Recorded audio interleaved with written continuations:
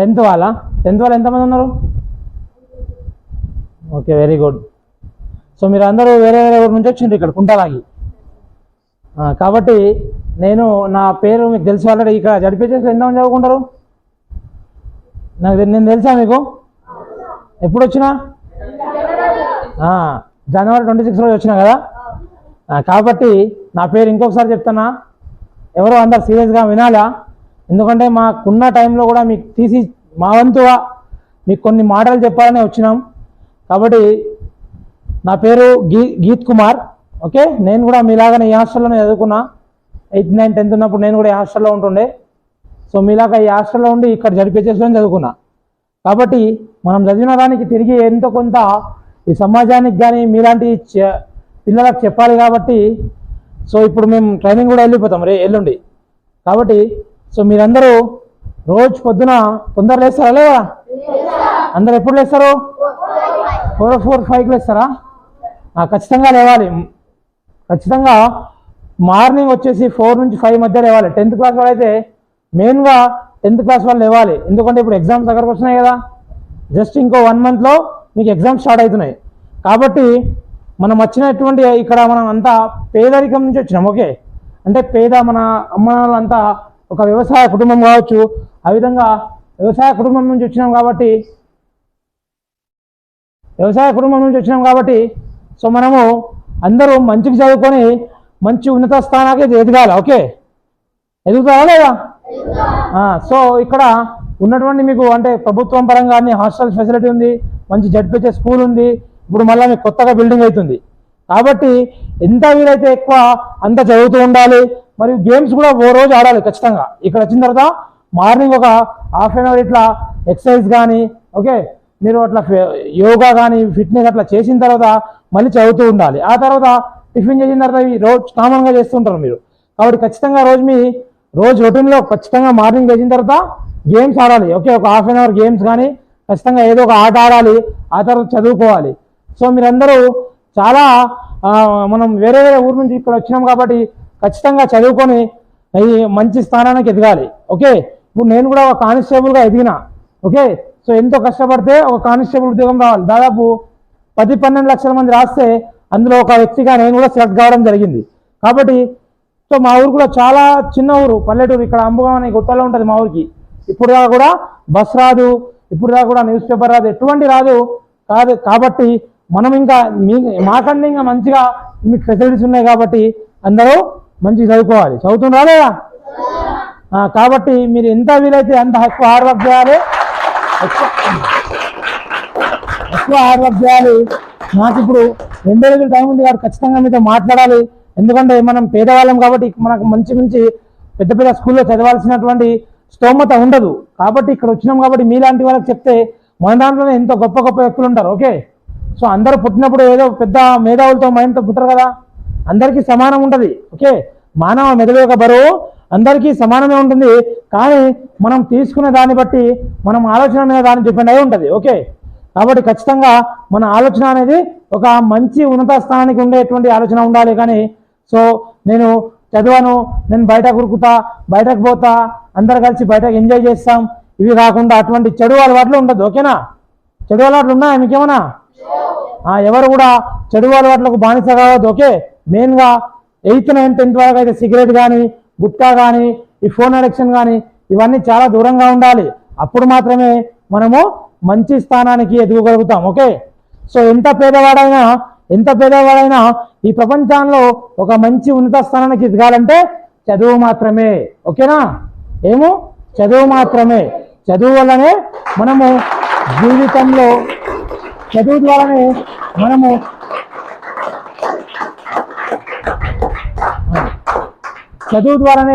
మనం జీవితంలో ఒక ఉన్నత స్థానానికి ఎదగలుగుతాం. సో మనకి తెలుసా ఏపీజే అబ్దుల్ కలాం తెలుసా? సో పేపర్లు వేసుకున్నాడు కదా, చిన్నప్పుడు మీలాగా ఉన్నప్పుడే పేపర్లు వేసుకొని ఒక దేశానికి ఒక రాష్ట్రపతిగా అయిండు కదా. సో ఏపీజే అబ్దుల్ కలాం కావచ్చు. సో ఇట్లా గొప్ప గొప్ప మంచి మేధావులు ఉన్నారు మన దేశంలో. సో వాళ్ళందరూ కూడా చాలా పేద స్థాయి నుంచి వచ్చిన వాళ్ళే. ఓకే, చాలా పేద స్థాయి నుంచి వచ్చిన వాళ్ళు కాబట్టి మీరు కూడా సో మాకు ఏం లేదు, మాకు ఆస్తి లేదు, మాకు వ్యవసాయం లేదు, మాకు డబ్బులు లేదని ఆలోచించకుండా ఎప్పుడైతే మనం మంచిగా చదువుకుంటామో ఖచ్చితంగా ముందు నుంచి మనకు అనేక అవకాశాలు వస్తుంటాయి.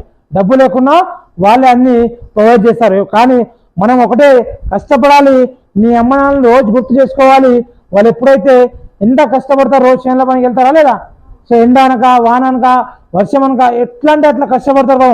వాళ్ళకి తెలిసింది ఒకటే, తినాలా, టైంకి తినాలా, పని మొత్తాన్ని తమ సమయాన్ని ఎంత కలిగితే అంత కష్టపడి వ్యవసాయంలో పనిచేస్తారు. బురదలో పనిచేస్తారు. వాళ్ళకి సరిగా చెప్పులు కూడా ఉన్నాయి. ఎంతంటే అంత కష్టపడతారు. కానీ మనకు టైం కావాల్సినటువంటి కొత్త బట్టలు కానీ అవన్నీ కొనిస్తారా లేదా? కాబట్టి వాళ్ళకి మనం తిరిగి ఏమి ఇవ్వాలి? మరి వాళ్ళ జీవితంలో తిరిగి ఇవ్వాల్సింది ఏంటి? ఒక సక్సెస్. అంటే మనం ఒక జీవితంలో ఒక మంచి స్థానానికి ఎదగాలి. సో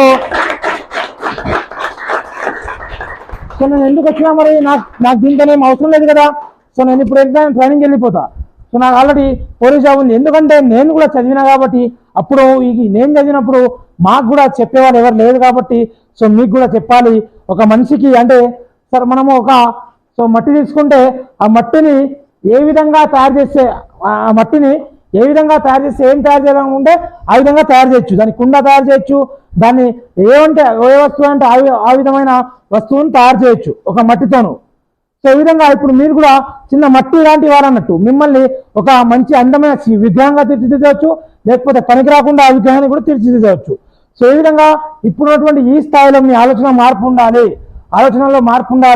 ఎక్కువ ఫోన్లు చూడకూడదు. ఫోన్లు అసలు చాలా మనకు అంటే చాలా అన్సీన్స్ చూస్తున్నారు. ఇప్పుడు చిన్నపిల్లలే ఏవో చూస్తున్నారు ఫోన్లో. కాబట్టి ఫోన్కి దూరంగా ఉండాలి. మనము ఎప్పుడైతే మంచి స్థానానికి ఎదుగుతామో అప్పుడు మాత్రమే ఫోన్ని కొనుక్కోవాలి, అప్పుడు మాత్రమే మనం వాళ్ళు తీసుకోవాలి. సో ముఖ్యంగా మీరందరూ నేను ఇప్పుడు నాకు కూడా ఒక లక్ష్యం ఉంది. కాబట్టి ఖచ్చితంగా ఒక లక్ష్యం నాకు ఈ సంవత్సరం కొన్ని ఇయర్స్ వరకు నాకు ఒక లక్ష్యం ఉంది. ఆ టైంలో ఇంకా నేను అనుకున్న లక్ష్యాన్ని చేరుకొని ఖచ్చితంగా మీ అందరి దగ్గర వస్తా. ఈ హాస్టల్లో నా సేవను ఖచ్చితంగా చేస్తూ ఉంటా. ఓకే. సో మనిషి అన్నవాడు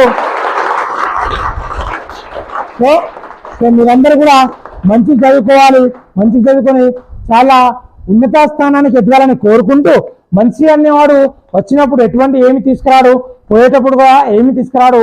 కాబట్టి ఈ జీవితంలో తన యొక్క మొత్తము ఈ జీవిత పరమాంకంలో ఆయన ఇచ్చేది ఒకే ఒక్క ఈ సమాజానికి ఏమైనా ఇవ్వగలిగినటువంటి ఒక మెసేజ్. ఆ మెసేజ్ని నేను నా తరపున మీకు ఇస్తున్నా. కాబట్టి ఖచ్చితంగా మీరు మీ దాంట్లో కొందరైనా మారుతారు కావచ్చు అనే ఒక ఆశతోని మీ దగ్గర వచ్చా. నాకు ఎంత బిజీ ఉన్నా ఉన్నా అన్న చెప్తే ఖచ్చితంగా అన్న వెళ్దామని అన్నకు నేను చెప్పి, సరే ఆ తమ్ముడు వెళ్దామంటే అన్న కూడా నన్ను తీసుకొస్తుంది.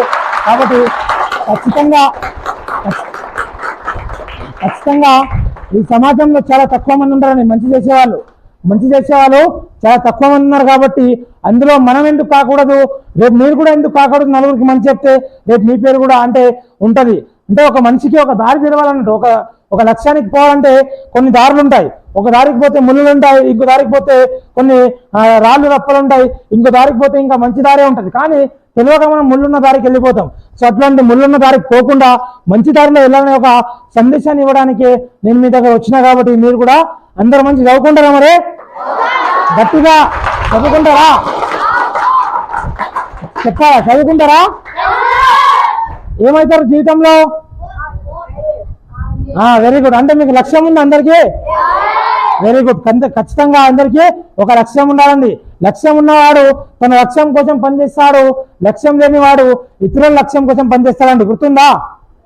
లక్ష్యం ఉన్నవాడు తన లక్ష్యం కోసం పనిచేస్తే, లక్ష్యం లేనివాడు ఇతరుల లక్ష్యం కోసం పనిచేస్తాడు. కాబట్టి హాస్టల్లో కూడా మీరు అందరూ అన్నదమ్ముల్లాగా కలిసి ఉండాలి. సో సీనియర్స్ అయినటువంటి 8th 9th క్లాస్ వాళ్ళు ఆ పిల్లలకు మీరు మంచిగా చెప్తూ ఉండాలి, చదవండి అని చెప్తూ ఉండాలి. మీరు కూడా చదివితే వాళ్ళు కూడా మిమ్మల్ని చూసి నేర్చుకుంటారు. ఓకేనా? సో అందరూ కూడా చదవండి, మంచిగా నేర్చుకోండి. Okay. Thank you one and all. Definitely నేను నా ట్రైనింగ్ అయిన తర్వాత కూడా నాకున్నటువంటి సమయంలో మీ దగ్గరకు వస్తూ ఉంటాను చెప్తూ ఈ చిన్న అవకాశం ఇచ్చినటువంటి మీ అందరికీ చాలా హృదయపూర్వకంగా ధన్యవాదాలు తెలుపుకుంటున్నాను.